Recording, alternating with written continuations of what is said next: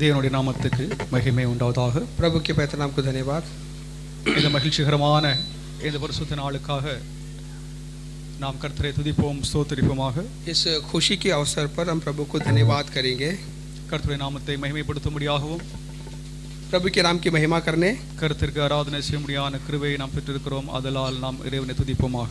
और प्रभु की महिमा करने के लिए प्रभु ने हमको दिए इस अनुग्रह के लिए प्रभु को धन्यवाद करेंगे। பண்டிகை காலமாக இருக்கிறது. त्योहार का ये समय है। நம்முடைய ஆண்டவராகிய இயேசு கிறிஸ்துவுடைய பிறப்பின் பண்டிகையை நாம் ஆசரிக்க போகிறோம். हम प्रभु यीशु मसीह के उस जन्मदिन को मनाने वाले हैं। இந்த நாளுக்கு முந்திய பரிசுத்த நாளை இறை சமூகத்திலே நாம் ஆசரிக்கும்படியாக उस दिन के उस दिन के पहले इस आराधना में हम शामिल होने के लिए प्रभु ने अनुग्रह किया, इसलिए प्रभु को धन्यवाद करेंगे। वेद वार्ते नाम इरे समूहத்திலே நாம் அதாவது தியானிப்போமாக.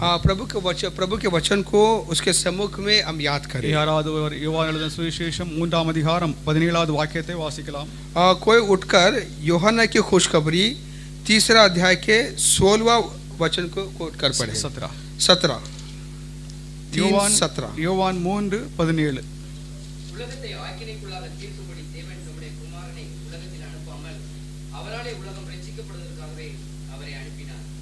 தேவனுடைய நாமத்துக்கு மகிமை உண்டாவதாக. प्रभु के पवित्र नाम की धन्यवाद हो। யோவான் எழுதின சுவிசேஷம் 3ஆம் அதிகாரம் 17வது வாக்கியம். यूहन्ना की खुशखबरी 3 अध्याय के 17वां वचन। உலகத்தை ஆக்கினைக்குள்ளாக தீர்க்கும்படி தேவன் தம்முடைய குமாரனை உலகத்தில் அனுப்பாமல் அவராலே உலகம் ரட்சிக்கப்படுவதற்காகவே அவரை அனுப்பினார் என்று இங்கே எழுதப்பட்டிருக்கிறது. यहाँ पर ऐसा लिखा है कि क्योंकि प्रभु ने अपने बेटे को दुनिया में इसलिए नहीं भेजा कि दुनिया पर सजा का हुक्म हो, बल्कि इसलिए कि दुनिया उसके वसीले से उद्धार पाए। கடவுள் நம்மை சந்திக்கும்படியாக வந்தார் என்று வேதம் நமக்கு அது சொல்கிறது. बाइबल हमें ये बताती है कि प्रभु जो है हमें मिलने के लिए आया। மனிதன் கடவுளை தேடுகிறான். इंसान जो है प्रभु को ढूंढते हैं। அவன் தேடி அலைந்து अनेகம் பேர் தோல்வி அடைகிறார்கள். ढूंढते फिरते हैं लेकिन वो आके वो हार ही देखते हैं। மனிதன் தேவனை தேடுகிறதை காட்டிலும் इंसान आके प्रभु को ढूंढने के बजाय கடவுள் மனிதனை தேடி வந்தார் என்று புதிய ஏற்பாடு நமக்கு அது தெளிவாக போதிக்கிறது. लेकिन नया करार में आके हमें ये बताती है कि प्रभु आके इंसान को ढूंढ कर आया। கடவுள் நம்மை தேடி வந்தார், நம்மை சந்திக்க வந்தார் என்று சொல்லி இந்த வாக்கியத்தில் எழுதப்பட்டிருக்கிறது. ये वचन में लेके प्रभु हमें ढूंढ कर आया, हमें मिलने आया। மத்தேயு 18ஆம் அதிகாரம் 12லிருந்து 14வது வாக்கியத்திலே मत्ती की 18 वचन को மத்தேயு 18 12லிருந்து 17 12 से 17 तक पढ़े।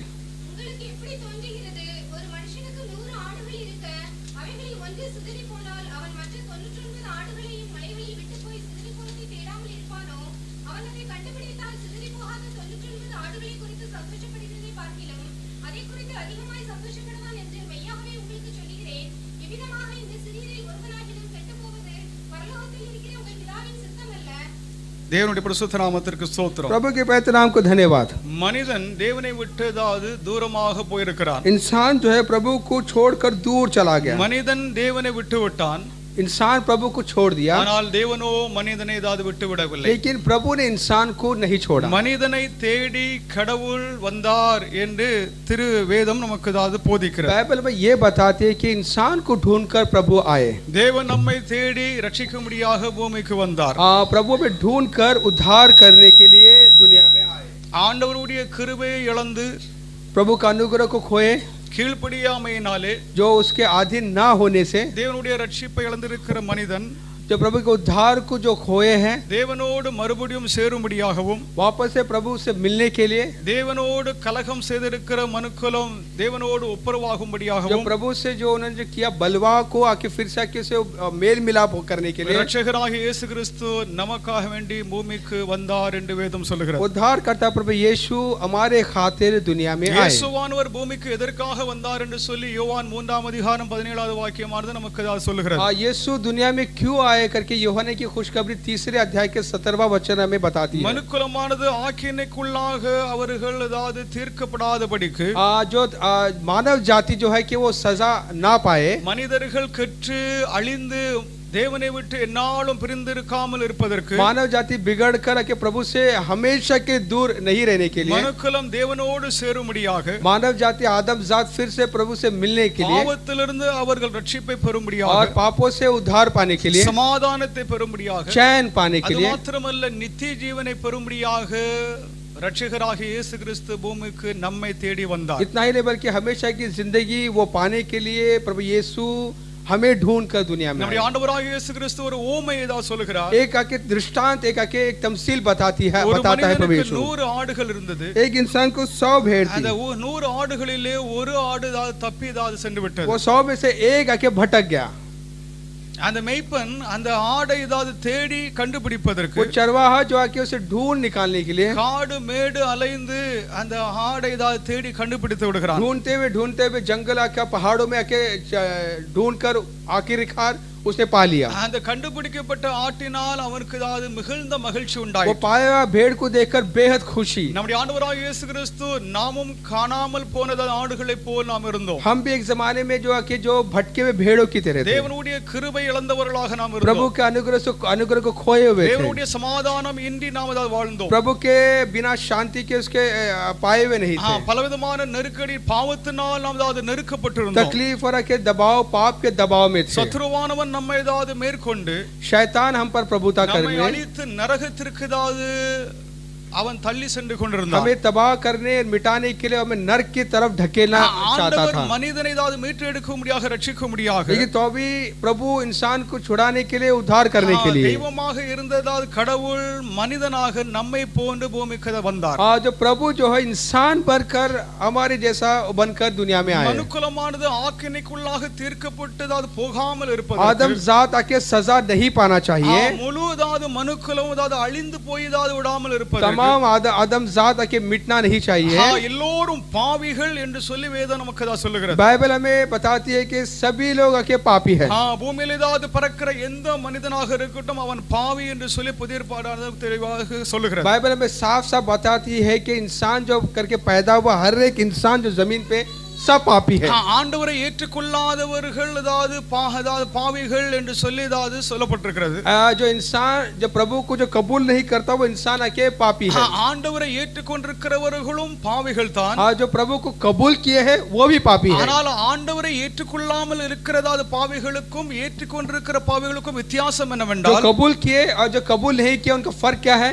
நாம் மன்னிக்கப்பட்ட பாவிகளாகும், हम माफी पाए हुए पापी है। அவர்கள் மன்னிக்கப்படாத பாவிகளாக वो இருக்கிறார்கள். माफी नहीं पाया हुआ पापी है। தேவன் நம்மை ஆக்கினைக்குள்ளாக நம்மை தீர்த்து விடாமல் प्रभु இருப்பதற்கு, हमें सजा नहीं देना चाहता, நமக்கு சமாதானம் உண்டாயிருக்கும்படியாக, हमें शांति होने के लिए, நமக்கு நல்ல வாழ்வு एक உண்டாயிருக்கும்படியாக, अच्छी जिंदगी होने के लिए, நித்திய வாழ்வு உடையவர்களாக நாம் ஜீவிக்கும்படியாக, हमेशा की जिंदगी पाए हुए रहना होना चाहिए। கடவுள் நம்மை தேடி வந்தார் என்று சொல்லி புதிய ஏற்பாடு நமக்கு சொல்லுகிறது. बाइबल में यही बताते हैं कि प्रभु हमें ढूंढ कर आए। நாங்கள் கடவுளை தேடி கண்டுபிடிச்சு விட்டோம் என்று சொல்லிட்டு ஒருவரும் சொல்ல முடியாது. कोई भी ये दावा नहीं कर सकता कि हमने प्रभु को ढूंढ कर पा लिया। மனிதன் ஆண்டவரை கடவுளை தேடுவதற்கு முன்னமே, प्रभु को इंसान ढूंढने से पहले ही, அவன் சமாதானத்தை இல்லைஎன்றால் பாவம் மன்னிப்பை பெறும் முன்னமே, और पाप के माफी और शांति पाने से पहले ही கடவுள் மனிதனை தேடி வந்தார் என்று சொல்லி வேதம் நமக்கு தெள்ள தெளிவாக इंसान சொல்லுகிறது. को ढूंढ कर प्रभु खुद आए करके बाइबल साफ साफ कहती है। லூக்கா 15 அதிகாரம் 3-7 वचनத்தை வாசித்து लूका பாருங்கள். 15:3 से 7 तक पढ़े। லூக்கா 15:3-7. लूका 15:3 से 7।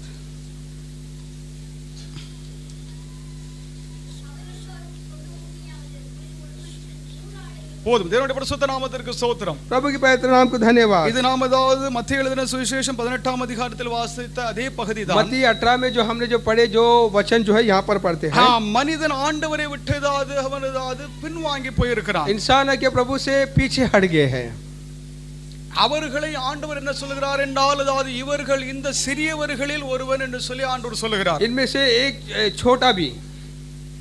அப்ப ஆண்டவருடைய ஜனங்கள் சிறியதா ஜனங்கள் சொற்ப ஜனங்கள் थोड़े लोग हैं, छोटे लोग हैं प्रभु के लोग, அவர்களை மீட்டெடுப்பதே தேவனுடைய திட்டமாக இருக்கிறது, அவருடைய சித்தமாக இருக்கிறது. उनको छुड़ाना ही प्रभु का मर्जी है और उसका इरादा है.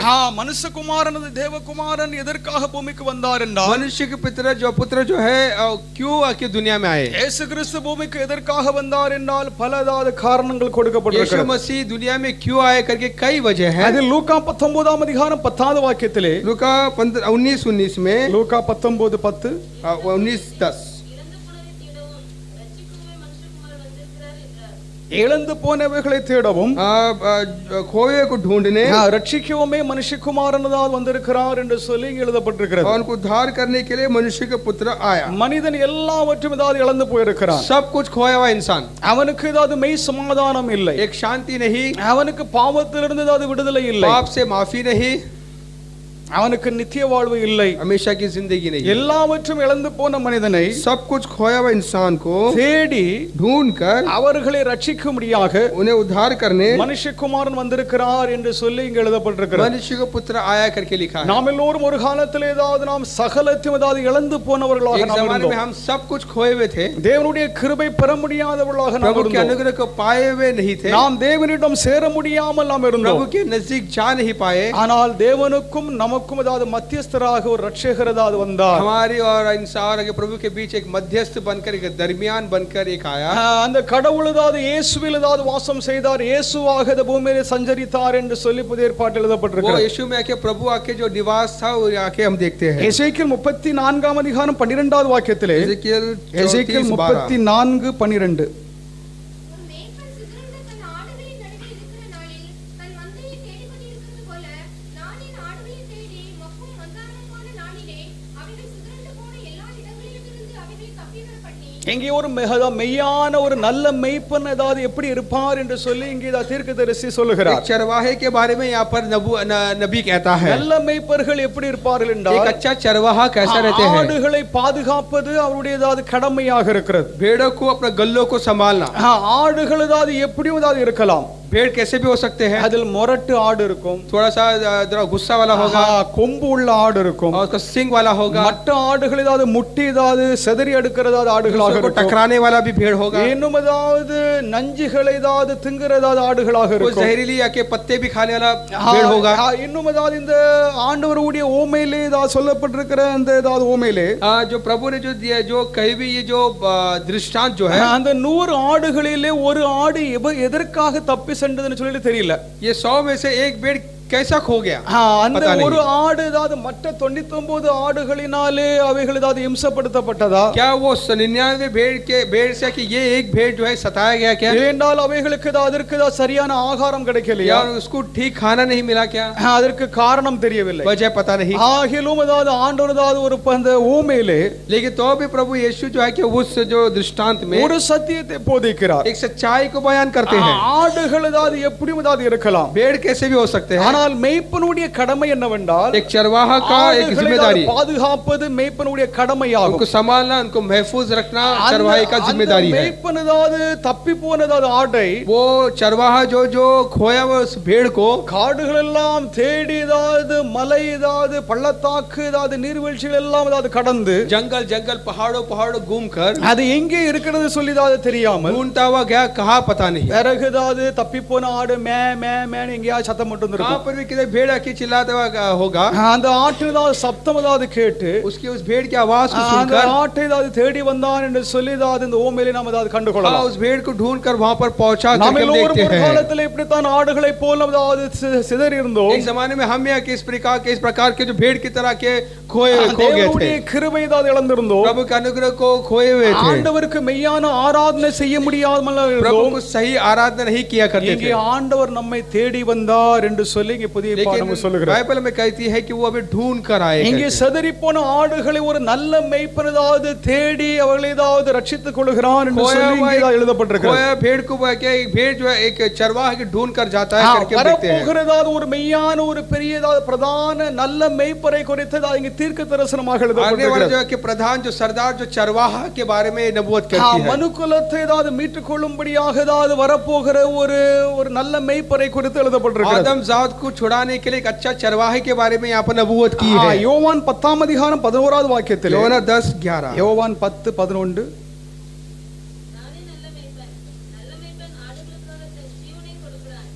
தேவனுடைய நாமத்துக்கு மகிமை प्रभु के உண்டாவதாக. पवित्र नाम को धन्यवाद। நானே நல்ல மேய்ப்பன் என்று சொல்லி ஆண்டவராகிய இயேசு கிறிஸ்து தன்னை ஏதாவது அழைத்துக் கொள்கிறார். अच्छा चरवाहा मैं हूँ करके यीशु अपने आप के बारे में அப்போ कहता है। நல்ல மேய்ப்பராக இருக்கிற இயேசுவானவர் நம்மை ரட்சித்துக் கொள்கிறார். तो अच्छा चरवाहा यीशु हमें उद्धार करता है மற்ற யாரும் அதாவது நம்மை ரட்சித்துக் கொள்ள முடியாது. और कोई हमें उद्धार नहीं कर सकता। அவருக்கு கீழாக நல்ல மேய்ப்பர்களும் உண்டு. उसके नीचे भी अच्छा चरवाहे हैं। ஒரு நல்ல மேய்ப்பனுடைய ஏதாவது கடமை என்னவென்றால் ஆத்துமாக்களை ஏதாவது ஆதரிப்பது. एक अच्छा चरवाहा का फर्ज है कि अपने भेड़ को सहारा दे, ஆத்துமாக்களுக்காக தான் ஜெபம் பண்ணுவது. आत्माओं के लिए प्रार्थना करे, ஆத்துமாக்கள் ஏதாவது சிதறி போகிறது அது ஆத்துமாக்கள் ஏதாவது கூட்டி சேர்ப்பது. खोए हुए भेड़ को वापस मिलाना। இதை குறித்து ஏதாவது எசேக்கியேல் தீர்க்கதரிசி தன்னுடைய ஏதாவது புத்தகத்திலே एजेकियल जो नबी जो है अपने किताब में கெட்ட மேய்ப்பர்கள் நல்ல மேய்ப்பர்களை குறித்து ஏதாவது அவர் விவரமாக எழுதுகிறார். बुरा चरवाहा और अच्छा चरवाहा के बारे में लिखा है। இந்த நல்ல மேய்ப்பருடைய ஏதாவது பிரதான மேய்ப்பராக இயேசு கிறிஸ்து இருக்கிறார். हमारा ये सच्चा चरवाहा का जो सरदार जो चरवाहा जो है, நானே நல்ல மேய்ப்பன், मैं ही अच्छा நல்ல चरवाहा, மேய்ப்பன் ஏதாவது ஆடுகளுக்காக தன் ஜீவனை கொடுக்கிறான் என்று சொல்லப்பட்டிருக்கிறது. मैं ही अच्छा चरवाहा हूँ और अच्छा चरवाहा जो अपने भेड़ के लिए जान भी दिए। இயேசுவானவர் தம்முடைய ஆடுகளுக்காக ஜீவனை அவர் கொடுத்திருக்கிறார். अपने भेड़ों के लिए यीशु ने अपना जान भी दिए, அவர் தியாகம் செய்திருக்கிறார். कुर्बान किया अपने आप அவர் நம்முடைய பாவங்களை தம்மேல் ஏற்றுக்கொண்டு को। अपने गुनाहों को उसने अपने ऊपर ले लिया, நம்மை ரட்சித்துக் கொண்டார் என்று ஏதாவது இங்கே வேதத்தில் हमें எழுதப்பட்டிருக்கிறது. नजात दी उसने। தேவனுடைய நாமத்துக்கு மகிமை உண்டாவதாக. उसके पवित्र नाम को धन्यवाद। ஆண்டவர் ஏதாவது நல்ல மேய்ப்பர் என்று சொல்லி தன்னை அழைத்துக் கொள்கிறார். प्रभु अपने आप को अच्छा चरवाहा करके அது बुलाता நல்ல है। மேய்ப்பருடைய ஏதாவது கரத்தில் ஏதாவது கீழ் இருக்கிறதாவது சகல ஆடுகளுக்கும் ஏதாவது ஆசீர்வாதமே ஆசீர்வாதம். और उसके जो अच्छा चरवाहा के हाथ के नीचे जो चरवाहे है, जो भेड़ है, उनको आशीर्वाद। அந்த ஆடுகளை ஏதாவது நல்ல மேய்ச்சல் அண்டில் ஏதாவது கொண்டு போய் ஏதாவது एक விடுகிறார். अच्छे चराए में लेकर जाता है, अच्छा நல்ல चरवाहा, தண்ணீரை கொடுக்கிறார். अच्छा पानी देता है பாதுகாப்பை கொடுக்கிறார். और संभालता है। ஏனென்றால் ஆடுகள் ஏதாவது ஓநாய் சிங்கம் ஏதாவது மிருகங்கள் ஏதாவது கடித்து ஏதாவது கொண்டு போய்விடும். क्योंकि भेड़ को आके सिंह या के जो भेड़िया के खा सकती है।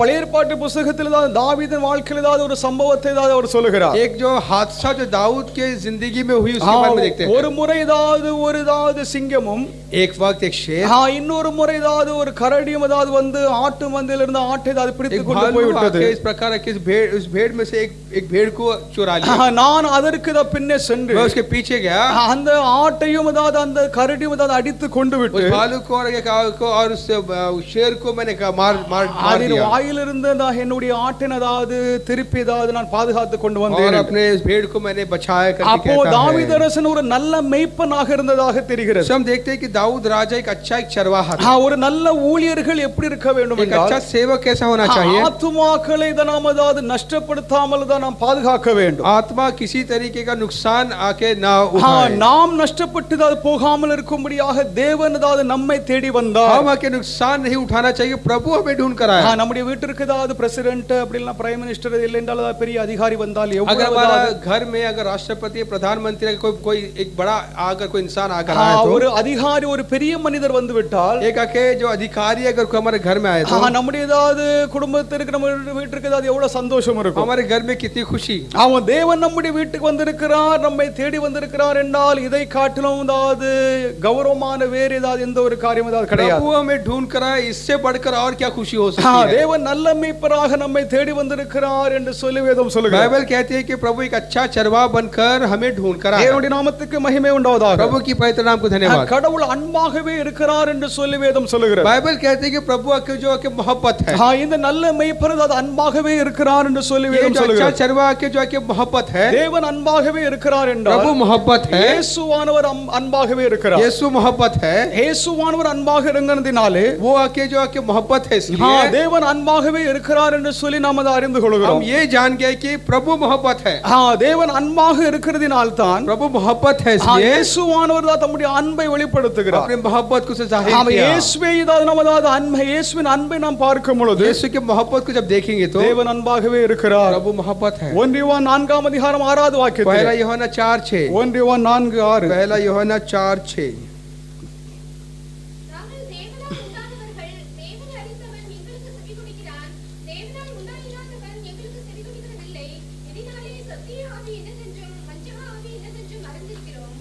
தேவனுடைய நாமத்துக்கு மகிமை உண்டாவதாக. प्रभु के पवित्र नाम को धन्यवाद। தேவன் அன்பாகவே இருக்கிறார் என்று சொல்லி அதாவது வேதத்தில் எழுதப்பட்டிருக்கிறது. बाइबल के इसलिए लिखा है कि प्रभु मोहब्बत है, தேவன் அன்புள்ளவராக இருக்கிறார். प्रभु के मोहब्बत அவர் करते हैं, அன்பு நிறைந்தவராக मोहब्बत இருக்கிறார். से भरा है, அவருடைய சுபாவம் அவருடைய குணம் அன்பாக இருக்கிறது. उसकी नीयत ही मोहब्बत है। பொதுவாக உலகத்தில் ஏதாவது லவ் இஸ் காட்னு சொல்லிட்டு தான் எழுதியிருப்பாங்க. हाँ, इंग्लिश कई जगह पर हम देखते हैं, लोग लिखते हैं कि जो कि प्यार ही प्रभु है। அதாவது அன்பு கடவுளாக இருக்கிறது. जो प्यार जो है वही है कि प्रभु है। அது தவறானதாவது ஒரு வாக்கியமா? वो के गलत है कि शब्द है। கடவுள் தான் அன்பாக இருக்கிறார். प्रभु ही वो प्यार है, मोहब्बत है। கடவுளினதாவது சுபாவம் அவருடைய குணமே அன்பு. उसका नियत ही वो मोहब्बत है। ஒரு குணம் இல்லை என்றால் ஒரு சுபாவம் அதாவது அன்பாக இருப்பது இல்லை. स्वभाव एक नियत ऐसा प्यार नहीं हो இந்த सकता। அன்பு தேவனுடைய குணமாக அவருடைய சுபாவமாக இருக்கிறது. ये प्यार, ये मोहब्बत जो है प्रभु का नियत है, इसका स्वभाव है। தேவன் அன்பாகவே இருக்கிறார் என்று சொல்லி வேதம் நமக்கு சொல்லுகிறது. बाइबल में बताती है कि प्रभु मोहब्बत है। ஏனென்றால் அதாவது ஆண்டவராகிய இயேசு கிறிஸ்து ஏழைகளை அதாவது சிறியவர்களை சிநேகித்தார். क्योंकि प्रभु यीशु के जो दीन के और गरीबों से प्यार किया। பணக்காரர்கள் அதாவது ஏழைகளை அதாவது நேசிப்பது இல்லை. अमीर गरीब से प्यार नहीं करते। யாருக்கிட்ட பணம் இருக்கிறதோ, யாருக்கிட்ட செல்வம் இருக்கிறதோ, தனம் இருக்கிறதோ, அதிகாரம் இருக்கிறதோ, जिसके पास पैसा है, नाम है, शोहरत है, அவர்கள் ஏதாவது ஏழைகளை ஏதாவது கவனிக்க மாட்டாங்க. वो गरीब को देखेंगे नहीं, ஏழைகளை ஏதாவது விட்டு விடுவார்கள். गरीब को याद भी नहीं நம்முடைய करेंगे। தேசமானது ஏதாவது ஒரு நல்ல டெவலப் ஆகணும்னு சொல்லிட்டு ये हमारा देश एक अच्छा उन्नति पाना है, வெளிநாட்டு ஏதாவது ஸ்டைல் ஏதாவது வெஸ்டர்ன் ஸ்டைல் ஏதாவது நம்முடைய நாடு ஏதாவது மாற வேண்டும் என்ற நோக்கத்தோடு वेस्टर्नाइजेशन को लगे होना चाहिए। எப்பொழுதாவது மத்தியில் காணப்படுகிறது பிஜேபி அரசாங்கமானது आपका जो बीजेपी सरकार ஏழைகளை ஏதாவது விட்டு விட்டான். गरीबों को भूल गए, ஏழைகளுடைய ஏதாவது வயிற்று ஏதாவது அடிச்சிட்டு இருக்கிறாங்க, गरीबों को पेट को मारते हैं। ஆண்டவராகிய இயேசு கிறிஸ்து ஏழைகளை ஏதாவது சந்திக்க முடியாக வந்தார். ये प्रभु यीशु गरीब को ढूंढ कर आए। மனுக்குலம் அதாவது ஏழையாக இருக்கிறது. आदम साथ गरीबी में மனுக்குலம் அதாவது பாவத்தில் அதாவது அது நலிந்து அதாவது மெலிந்து மிகவும் அதாவது ஒரு கேவலமான ஒரு நிலையில் இருக்கிறது. जो आदम साथ जो है कि गरीबी में और के पाप के ऐसे दुबला पतला है में है। இந்த ஏழைகளை சந்திக்கும்படியாகவே இயேசு கிறிஸ்து தான் வந்தார். ऐसे गरीबों को ढूंढ कर प्रभु यीशु आए। தேவனுடைய பரிசுத்த நாமத்திற்கு ஸ்தோத்திரம் உண்டாவதாக. पवित्र नाम को धन्यवाद। ஆண்டவராகிய இயேசு கிறிஸ்து அதாவது ஒரு செல்வமுள்ள ஒரு அதிகாரியிடம் ஏதாவது இப்படி சொல்லுகிறார். एक अमीर इंसान से प्रभु यीशु इस तरह कहता है, அதாவது நீ உன்னுடைய சம்பத்து உன்னுடைய ஆஸ்தி ஏதாவது விட்டு तू अपने जमीन अपने पैसे ஏழைகளுக்கு ஏதாவது கொடுத்து விட்டு என்னை பின்பற்றி வா என்று சொல்லி गरीबों ஆண்டவர் को दे அழைத்தார். और मेरे पीछे चल। ஆண்டவர் ஏதாவது ஒவ்வொரு பணக்காரையும் தான் பார்த்து தான் हर சொல்லுகிறார். एक अमीर को ये देखिए कहता है। அவர் என்ன சொல்கிறார் என்றால், क्या कहते हैं? உன்னுடைய ஆஸ்தி உன்னுடைய பணம் அதாவது உனக்கு ஏதாவது நித்திய ஜீவனை கொடுக்காது, अपने तेरे पैसे जो माल जो है तुझे हमेशा की जिंदगी नहीं உனக்கு देगी, சமாதானத்தை கொடுக்காது, तुझे चैन नहीं देगी। நீ அதை ஏதாவது விட்டு அதாவது விற்று, तू उसे छोड़ दे, அதை ஏதாவது நீ ஏதாவது தரித்திற்கு ஏதாவது கொடுத்துரு, तू गरीबों को दे, ஏழைகளுக்கு ஏதாவது கொடுத்து விடு, गरीबों को दे, அதை कंगालों को दे, கொடுத்துட்டு என்னை பின்பற்றி வா என்று சொல்லி ஆண்டவர் அழைத்தார். देकर मेरे पीछे चल। மத்தேயு 19:21, मत्ती 19:21, மத்தேயு 19:21, मत्ती 19:21। அதற்கு இயேசு, நீ பூரண சத்துவமாய் இருக்க விரும்பினால் போய் உனக்கு உண்டான எல்லாவற்றையும் விற்று தரித்திரருக்குக் கொடு, அப்பொழுது பரலோகத்தில் உனக்கு பொக்கிஷம் உண்டாயிருக்கும் என்று பின்பு என்னை பின்பற்றி வா என்றார். 24வது வாக்கியம். 24वां वचन। மேலும் ஐஸ்வர்யவான் தேவனுடைய ராஜ்யத்தில் பிரவேசிப்பதை பார்க்கிறோம். ஒட்டகமானது ஊசியின் காதிலே நுழைவது எளிதாய் இருக்கும் என்று உங்களுக்கு சொல்கிறேன். தேவனுடைய பரிசுத்த நாமத்திற்கு ஸ்தோத்திரம் உண்டாவதாக. प्रभु के पवित्र नाम को धन्यवाद। முடியாத காரியமாக இருக்கிறதே ஆண்டவர் தான் இங்கே எதிர்பார்க்கிறார். नामुमकिन है प्रभु उम्मीद करता है। ஒரு பெரிய ஏதாவது ஒட்டகம் एक बड़ा ऊंट அதாவது ஊசியின் காதுக்குள்ள ஏதாவது நுழையுமா? सुई के नाके से गुजर सकती है क्या? நுழையவே நுழையாது. हरगिज ही नहीं। பணக்காரர்களுக்கு ஏதாவது கடவுள் ஏதாவது தேவையில்லை. अमीरों को प्रवेश की जरूरत नहीं। ஏன்னா பணக்காரங்களுக்கு ஏதாவது கடவுள் இல்லாத எங்களுக்கு அவசியம் இல்லை, நாங்க எல்லாம் பூர்ணமாக சம்பூர்ணமாக இருக்கிறோம். ठीक है, अमीरों को सब कुछ है, पैसा हमारे काफी है करके रहते எங்களுக்கு हैं। பங்களா இருக்குது, எங்களுக்கு கார் இருக்குது, எங்களுக்கு வசதி இருக்கிற ஆசை இருக்கிறது, எங்களுக்கு எல்லா சம்பாத்தியமும் இருக்கிறது. मेरे पास महल है, पैसा है, जमीन है, शोहरत है। ஆதலால் அவர்கள் கடவுளை ஏதாவது விட்டு விட்டார்கள். प्रभु को छोड़ दिए। கடவுள் அவர்களுக்கு அது அவசியம் இல்லை. प्रभु को அதைத்தான் जरूरत இங்கே नहीं। ஆண்டவர் சொல்லுகிறார், ஒரு ஒட்டகம் அதாவது ஊசியின் ஏதாவது காதுல நுழைய முடியாது. एक सुई जो है कि सुई, एक ऊंट जो है सुई के नाके से नहीं गुजर அவன் सकती। பணக்காரர்கள் ஆண்டவரை ஏதாவது ஏற்றுக்கொள்வது விசுவாசிப்பது மிக மிக மிக கடினம். एक अमीर आके प्रभु को आके स्वीकार करना बहुत ही அப்படி என்றால் मुश्किल है। கடவுள் பணக்காரர்களை ரட்சிக்கவில்லையா? क्या इसका मतलब ये है कि अमीरों को प्रभु उद्धार नहीं இல்லவே करता? இல்லை, பணக்காரர்கள் हरगिज़ नहीं। ரட்சிக்கப்படுகிறார்கள். अमीर भी उद्धार पाते हैं, அவர்களும் அதாவது ஆண்டவரை ஏற்றுக்கொள்கிறார்கள். प्रभु को स्वीकार करते हैं। உங்களுக்கு தெரியும் அதாவது ஜெயின் மதக்காரங்க जैन धर्म के लोग जो நம்முடைய हैं, ஏதாவது நாட்டில் ஏதாவது இருக்கிற பெரிய பணக்காரங்க ஜெயின் बहुत जो अच्छे अमीर लोग हैं जैन धर्म जो है। சென்னை முழுவதும் ஏதாவது ஜெயின் மார்வாடி அவனோ தான் चेन्नई में आप देखिए ज्यादातर जैनिज्म जैन लोग हैं। அவங்களுடைய ஏதாவது பிசினஸ் ஏதாவது அதனால தான் ஏதாவது இந்தியா நாடானது ஏதாவது அந்த வர்த்தக ஏதாவது நிலையில ஏதாவது ரொம்ப உயர்ந்து இருக்கிறது उनकी वजह से जो हमारा देश का जो है कि आधुनिक जो है कि ताजा जो है वो आके बड़ी है। அவளுடைய மதத்தில் ஏதாவது ஒரு சம்பிரதாயம் என்னவென்றால் एक उनके धर्म का एक कार्य क्या है, பெரிய பணக்காரர்கள் एक बड़ा अमीर தனவான்கள் धनवान ரொம்ப ஐஸ்வர்யம் உள்ளவர்கள் जो बड़ा दौलतमंद है, திடீர்னு அவர்களுக்கு இந்த ஞானம் உதயம் ஏதாவது உண்டாகி ज्ञान का जब प्रकाश जब होती है, அவர்கள் வைத்திருக்கிற பணம் ஏதாவது ஏகப்பட்ட பணத்தை उनके जितने भी जो पैसे जो हैं, அதை நான் ஏதாவது திறந்து விடுகிறேன்னு சொல்லிட்டு दौलत है कि मैं उसे छोड़ देता हूं। அதாவது ரோட்டு வழியாக सड़क में இந்த பணத்தை எல்லாத்தையும் ஏதாவது எல்லா ஏழைகளுக்கு ஏதாவது வாங்கிக்காங்க सड़क पे जो लोग के जो बैठे थे लोगों को लोग बांट देते हैं। அவர்கள் ஏதாவது முனிவர்களாக ஏதாவது சென்று விடுகிறார்கள் एक ऋषि या मुनि बन के ஆனால் இந்த चले ஜெயின் जाते हैं। மதக்காரர்கள் ஏதாவது மதத்தை ஏதாவது பின்பற்றுகிறோம் என்றால் अगर जैन आके अगर धर्म के पैरवी करते हैं तो அவர்களுக்கு ஏதாவது கடவுள் யாரும் கிடையாது उनको परमेश्वर कोई नहीं, அவருடைய மதத்தின் ஸ்தாபகர் மகாவீரா அவரைத்தான் அதாவது ஒரு கடவுள்னு சொல்லி उनका எழுதுகிறார் धर्म के स्थापक जो है महावीर। நான் இது எதற்காக சொல்லுகிறேன் मैं क्यों என்றால், कहता हूँ, ஒருவனுக்கு ஞான உதயம் அவனுக்கு ஏதாவது ஒரு உதயம் அதாவது பரலோக ஒரு உதயம் உண்டாய்விட்டால் ज्ञान प्रकाश किसको होता है तो அவர்கள் இந்த உலகத்தை ஏதாவது விட்டு விடுவார்கள் दुनिया को छोड़ देंगे। எங்களுக்கு உலகம் அவசியம் இல்லை, दुनिया की जरूरत नहीं அது है, எங்களுக்கு ஏதாவது தேவை இல்லை जरूरत नहीं है हमें। என்று விட்டு அவர்கள் ஏதாவது யாசகம் எடுத்துக்கிட்டு அவர்கள் छोड़ ரோட்டு வழியாக போவார்கள் देते हैं, एक मुनि जैसा अकेले रहना शुरू ஆனால் करते ஒரு हैं। கிறிஸ்தவன் ஏதாவது அப்படி இருக்கிறானா? एक मसीह ऐसा है क्या? நீங்க ஏதாவது எனக்காக ஏதாவது பணம் தாங்கன்னு சொல்லிட்டு ஏதாவது ஊழியக்காரன் ஏதாவது காரையும் ஏதாவது பங்களாயும் ஏதாவது வச்சிருப்பானுவேன், मुझे पैसे दो करके कार बंगला रखे होंगे, ஜனங்கள் ஏதாவது அம்போன்னு ஏதாவது ஏழைகளாவது விட்டுருவானுவேன். लोगों को गरीबों को भूल जाए। நம்முடைய தேசத்திலும் உலகம் எங்கிலும் இதுதான் நடக்கிறது. हमारा देश भर ऐसा ही होता है। இது மெய்யான கிறிஸ்துவே கிடையாது. ये सच्चा ஆண்டவராகிய मसीहत இயேசு नहीं। கிறிஸ்துவை ஏதாவது அவர்கள் சரியாக ஏற்றுக்கொள்ளவில்லை, मसीह அவர்கள் அதை பின்பற்றவில்லை. मसीह को ठीक उन्हें नहीं जाने। தேவன் நம்மை தேடி வந்தார், நம்முடையதாவது இயலாமை, प्रभु ने हमें ढूंढ कर आया। நாம் ஏழைகளாக இருக்கிறோம், அதாவது வெவ்வேறு விதத்திலே நாம் அதாவது குறை உள்ளவர்களாக இருக்கிறோம். हमारे कंगाली में हम कई तरीके से हम गरीब हैं। நம்மை ரட்சிக்கும்படியாக தேவன் தம்மை ஏதாவது ஒப்பு கொடுத்தார், தம்மை ஏதாவது நமக்கு தத்தமாக கொடுத்தார். हमें उद्धार करेंगे, उसने अपने आप को सौंपा। இந்த ஏதாவது வாலிபன் அந்த தலைவனிடம் ஆண்டவர் சொன்னார், உனக்குள்ள எல்லா ஆஸ்தி ஏதாவது விட்டு ये जवान से प्रभु ने यही कहा कि तेरे जितनी भी दौलत है पैसे सब आके तू छोड़कर தரித்திருக்கிறதாவது கொடுத்து விட்டு गरीबों को बांट, என்னை பின்பற்றி வா என்று मेरे சொல்லி पीछे ஆண்டவர் आ அழைத்தார். उसको।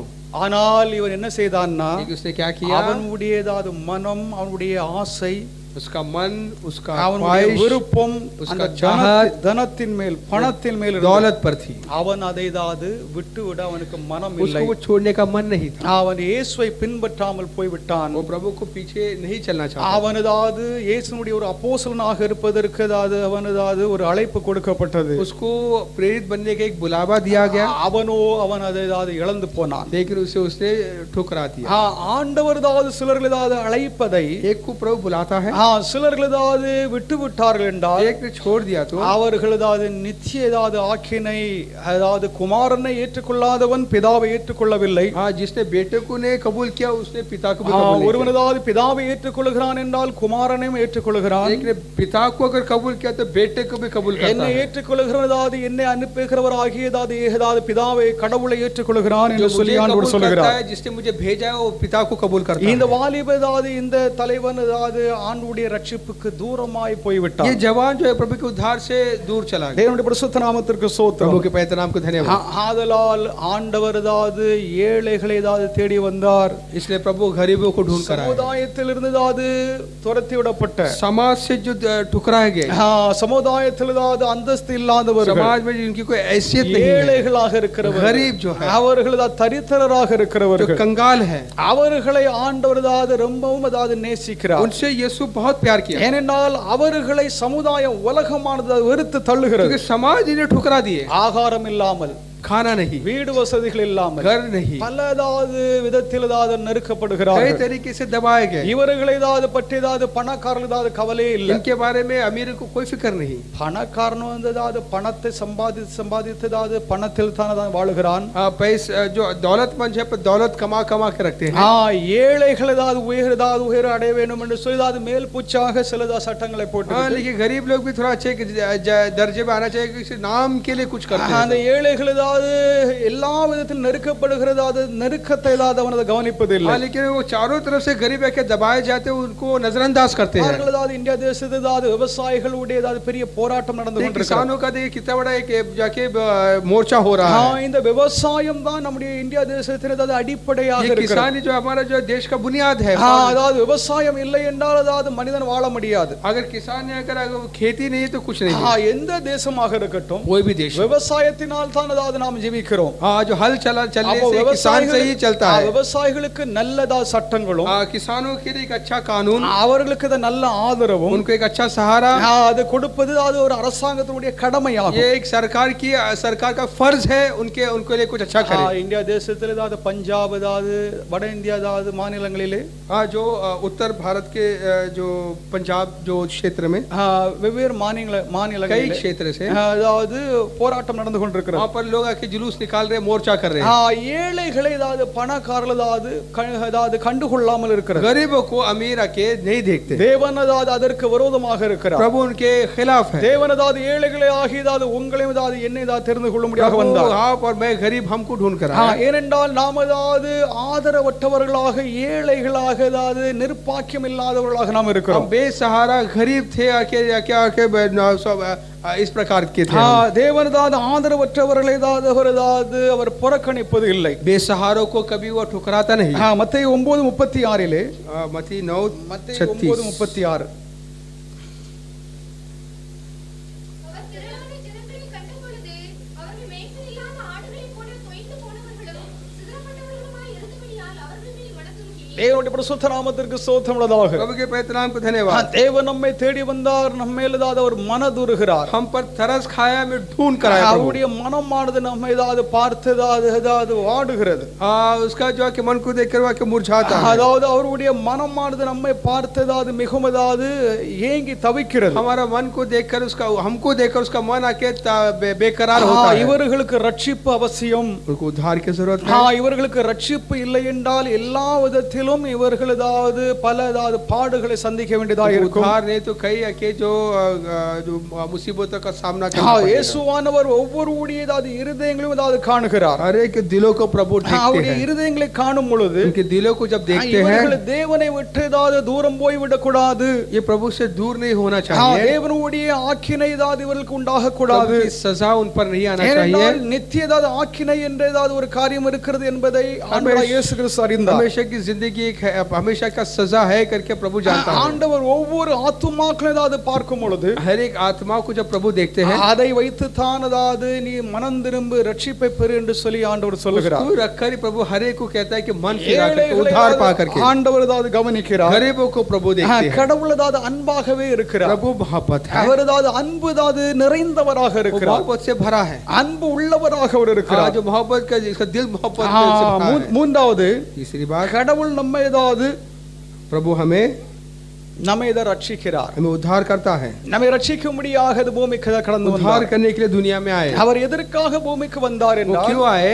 நம்மை ரட்சிப்பதற்காகவே வந்தார். उद्धार करने के लिए आए। தேவனுடைய நாமத்துக்கு மகிமை प्रभु के உண்டாவதாக. पवित्र नाम को धन्यवाद। மத்தேயு 1:21 வாக்கியத்திலே मत्ती 1:21 में அவருக்கு இயேசு என்று ஏதாவது பெயர் उसको இடைவாயாக. यीशु करके नाम रखो, ஏனெனில் क्योंकि அவர் वो தமது ஜனத்தின் பாவத்தை நீக்கி अपने लोगों के पापों को हटाकर அவர்களை ரட்சிப்பார் என்று சொல்லி இயேசு என்ற நாமம் கொடுக்கப்பட்டது. उसे उद्धार करे, उन्हें उद्धार करेगा यीशु करके नाम रखो। அப்ப இயேசு என்ற நாமத்தின் அர்த்தம் என்னவென்றால் यीशु करके इस नाम का मतलब மனித பாவத்தை ஏதாவது நீக்கி அவர்களை ரட்சிப்பவராக. आदम जात के गुनाह को आके मिटाकर उन्हें उद्धार करता है। அப்ப நாம் யாரை நாம் ஏதாவது ஆராதனை செய்கிறோம் என்றால் किसकी आराधना करते हैं? ரட்சகரை ஆராதிக்கிறோம். उद्धारकर्ता को। நம்முடைய பாவத்தை ஏதாவது நீக்கி நம்மை ரட்சித்தவரை ரட்சகரை நாம் ஆராதிக்கிறோம். उद्धार करता जो प्रभु यीशु की आराधना करते जो हमारे पापों को हटाकर हमें उद्धार करता है। மத்தேயு 1:21 मत्ती 1:21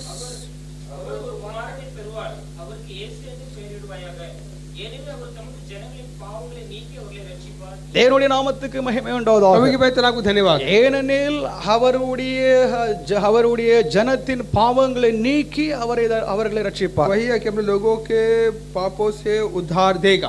இயேசுவின் நாமத்தில் அது வல்லமை உண்டு. यीशु के नाम में सामर्थ्य है। இயேசுவின் நாமத்தில் அது ரட்சிப்பு உண்டு. यीशु के नाम में उद्धार है। ஆதலால் நம்மை ரட்சிக்கும்படியாக அவர் வந்தார். इसे उद्धार करने के लिए आया। ஆண்டவர் நம்முடைய ரட்சகராக இருக்கிறார். हमारा उद्धार करता है यीशु। 1 யோவான் 4 அதிகாரம் 10வது வாக்கியத்திலே, पहला यूहन्ना 4:10, 1 யோவான் 4:10, நாம் தேவனிடத்தில் அன்பு கூர்ந்ததினால் அல்ல, அவர் நம்மிடத்தில் அன்பு கூர்ந்து நம்முடைய பாவங்களை நிவர்த்தி செய்கிற கிருபாதார பலியாக நம்முடைய குமாரனை அனுப்பினதினாலே அன்பு உண்டாயிருக்கிறது. தேவனுடைய நாமத்துக்கு மகிமை உண்டாவதாக. प्रभु के पवित्र नाम को धन्यवाद। இங்கே ஆண்டவராவது தம்மை நமக்காக வேண்டி தியாகம் செய்தார். अपने आप को कुर्बान किया हमारे खातिर।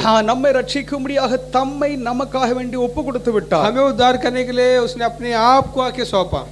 நமக்கு ஏதாவது ஒரு சிநேகிதன் இருக்கிறார் एक अगर हमारा कोई अगर बहुत ही करीबी दोस्त है तो, ஒரு நண்பன் இருக்கிறார் एक अच्छा दोस्त है அந்த तो, நண்பனுடைய பாடுகளை நாம் பார்த்து கொண்டிருக்க उसके மாட்டோம். अपने दोस्तों के जो तकलीफ को हम सिर्फ देखते नहीं रहे। அந்த நண்பனுக்காக நாம் ஏதாவது நாம் செய்ய முயற்சி वो செய்வோம். दोस्त के लिए कुछ ना कुछ करने के लिए हम कोशिश करेंगे। ஏதாவது பண உதவி एक செய்வோம், पैसे की मदद, இல்லையென்றால் பாதுகாப்பு கொடுப்போம், तो उनको संभालेगा। இல்லையென்றால் ஏதாவது எவ்விதத்திலும் நம்முடைய நண்பனுக்கு ஒரு பாதுகாப்பு உண்டாயிருக்கும்படியாக நாம் முயற்சி किसी செய்வோம். न किसी तरीके से उसका मदद करने की हम कोशिश करेंगे। இங்கே ஆண்டவராகிய இயேசு கிறிஸ்து தம்முடைய அப்போஸ்தலர்கள் நீங்கள் என்னுடைய நண்பர்கள் என்று சொல்லி ஆண்டவர் यहाँ அழைக்கிறார். पर प्रेरितों को प्रभु यीशु कहते हैं कि तुम मेरे आके दोस्त हो। ஆனால் அப்போஸ்தலர்கள் சீஷர்கள் யாரும் இயேசுவானவர் எங்களுடைய நண்பர் என்று சொல்லி அழைக்கல. लेकिन प्रेरितों ने किसी ने कि यीशु को मेरा दोस्त है करके बोला नहीं। பொதுவாக கிறிஸ்துவ உலகத்திலே நாம் ஜீசஸ் இஸ் மை ஃப்ரெண்ட் ன்னு சொல்லி நாம் हम சொல்லுவோம். कहते हैं कि जाके यीशु हमारा दोस्त है ஆனால் करके। புதிய ஏற்பாட்டில் விசுவாச ஜனங்கள் ஊழியர்கள் அப்போஸ்தலர்கள் யாரும் இயேசு ஜீசஸ் இஸ் மை ஃப்ரெண்ட் ன்னு சொல்லி சொல்லல. लेकिन यीशु मेरा दोस्त है करके किसी ने ऐसा कहा नहीं। ஆனால் இயேசுவானவர் நம்மை பார்த்து நீங்கள் என்னுடைய நண்பர்கள் என்னுடைய சிநேகிதர்கள் என்று சொல்லி ஆண்டவர் சொல்லுகிறார். लेकिन यीशु के अपने चेलों को देखकर कहता है कि तुम मेरे दोस्त हो। தேவனுடைய நாமத்துக்கு மகிமை உண்டாவதாக. प्रभु के पवित्र नाम को धन्यवाद। ஆண்டவராகிய இயேசு கிறிஸ்து தம்முடைய நண்பர்களுக்காக தம்முடைய ஜீவனை प्रभु கொடுத்திருக்கிறார். यीशु ने अपने दोस्तों के अपना जान दिया। ஒரு நல்ல நண்பன் தன்னுடைய நண்பனுக்காக தன்னுடைய ஜீவனை தியாகம் செய்கிறத காட்டிலும் மேலான அன்பு வேறு ஒன்றும் இல்லை. एक दोस्त है कि अपने दोस्त के लिए जान देना, इससे बढ़कर कोई प्यार அவ नहीं। இயேசுவானவர் நம்மேல் வைத்த அன்பை நாம் தியானிக்கவோ அதை நாம் ஆராய்ந்து பார்க்க முடியாதவர்களாக நாம் இருக்கிறோம். हम कई बार है कि प्रभु की उस मोहब्बत को ध्यान करना और उसके गहराई को जानने हम नहीं जान पा रहे। நம்மேல் அவர் இவ்வளவாக எதற்காக அன்பு கூர்ந்தார்? इस कदर हमसे क्यों मोहब्बत रखी? நாம் பாவிகளாக இருக்கிறோம், हम गुनहगार நாம் हैं, துரோகிகளாக இருக்கிறோம், हम गद्दार हैं। நாம் ஆண்டவரை நம்ம சிநேகிக்கல, प्रभु से प्यार भी नहीं நாம் किया, ஆண்டவரை நாம கனவீனப்படுத்தணும், हम प्रभु को बेइज्जत किए, நாம் ஆண்டவரை நாம் தள்ளி போட்டோம், प्रभु को ठुकरा दिए, ஆண்டவருக்கு விரோதமாக நாம் கலகம் प्रभु செய்தோம். के खिलाफ अपने बगावत की। அப்படி இருந்த போதிலும் उसके बावजूद இயேசுவானவர் உங்களையும் என்னை சிநேகித்தார். प्रभु ने हमसे आपसे मोहब्बत रखी। சிநேகித்தது எப்படி சிநேகித்தார் என்றால் कैसा मोहब्बत रखी? அவருடைய ஜீவனை நமக்காக வேண்டி கொடுத்துட்டார். जान हमारे खातिर कुर्बान किया। இதை காட்டினதாவது வேற ஏதாவது அன்பு, இதை காட்டினதாவது வேற ஒரு தியாகம் ஒன்றும் இருக்காது. इससे बढ़कर कोई कुर्बानी नहीं हो सकती। லூக்கா 2 அதிகாரம் 11வது வாக்கியத்தில்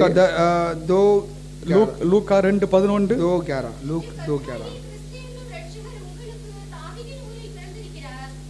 தேவனுடைய நாமத்துக்கு மகிமை உண்டாவதாக. प्रभु के पवित्र नाम को धन्यवाद। இன்று கர்த்தராகிய இயேசு கிறிஸ்து என்னும் ரட்சகர் ये जो कि प्रभु उद्धार करता है, यीशु करके उद्धार करता है। உங்களுக்காக தாவீதின் ஊரில் பிறந்திருக்கிறார். तुम्हारे लिए दाऊद के शहर में पैदा हुआ है। நமக்காக ஒரு ரட்சகர் பிறந்திருக்கிறார். हमारे एक उद्धार करता पैदा हुआ நாம் है। எல்லோரும் ரட்சகரை வணங்கும்படியாக அவருக்கு ஆராதனை செய்யும்படியாக நாம் ஆயத்தப்பட்டு हम கொண்டிருக்கிறோம். के उद्धार करता को नमस्कार करने, इसकी वंदना करने का तैयार हो रहे हैं। மேய்ப்பர்களுக்கு தூதனுடைய செய்தி கேட்ட உடனே चरवाहों को जब फरिश्तों का पैगाम आया, அவர்கள் என்ன சொன்னார் என்றால், उन्होंने क्या कहे? நாம் பெத்லெஹேம் போவோம், हम बेथलेहम जाएंगे, அங்கே தூதனால் அறிவிக்கப்பட்டதாவது உண்மையிலே உண்மைதானான்னு சொல்லி பார்ப்போம் ये फरिश्ते ने जो कहा वो सही है कि नहीं करके என்று சொல்லி देखने के இவர்கள் நேரடி பெத்லெஹேமுக்கு போனார்கள். सीधा बेथलेहम गए அங்கே இயேசு பிறந்த குழந்தைகள் பார்த்தார்கள். और जो पैदा हुआ बच्चे को यीशु को नहीं देखा। அப்போ தீர்க்கதரிசிகள் மூலமாக சொல்லப்பட்டது மேசியா இவர்தான், नबी के जरिए जो नबूत की